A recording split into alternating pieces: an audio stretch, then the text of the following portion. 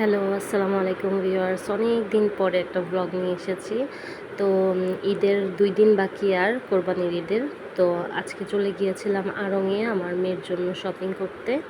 তো যেহেতু রোজার ঈদে আমি প্রচুর শপিং করেছি, এখন আমার জন্য আর কেনার কোনো প্রয়োজন নেই। আর কোরবানিতে যেহেতু আমরা গরু কেনাটাকেই বেশি প্রায়োরিটি দেই, তবে হচ্ছে বাসায় ছোট একটা বাচ্চা থাকলে অবশ্যই কিছু না কিছু শপিং করতেই হয় বলতে গেলে। তো যাই হোক, এই তো রাস্তায় বের হয়ে পড়েছিলাম আড়ংয়ে যাওয়ার পথে।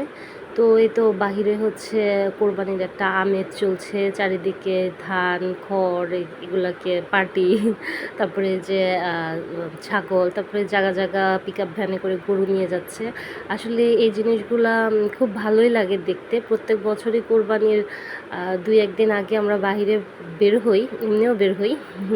এই যে ব্যাগ নিয়ে টানাটানি করছে, আমার মেয়েটা আড়ং থেকে ব্যাগটা নিয়েছে, সে এটা কিছুতেই ছাড়বে না, সে এটা সাথে করে নিয়ে আসবে। তো তার বাবাও তাকে কিনে দিল, যেহেতু বাবার খুব আদরের মেয়ে, আমারও আদরের। আর এই ব্যাগটা আমি কিনেছি রেড কালারের, আর ওই ছোট ছোট ব্যাগগুলো হচ্ছে তার আব্বু কিনেছে। তো তার জন্য অনেক শপিং করা হয়েছে, অনেকগুলো ড্রেস পছন্দ করে কিনেছি। তো ড্রেসগুলো যেহেতু ঈদের ড্রেস, তাই আমি সব দেখাচ্ছি না। এখানে ও শাড়ি পছন্দ করে, শাড়ি আছে, ফ্রক আছে, সব আছে।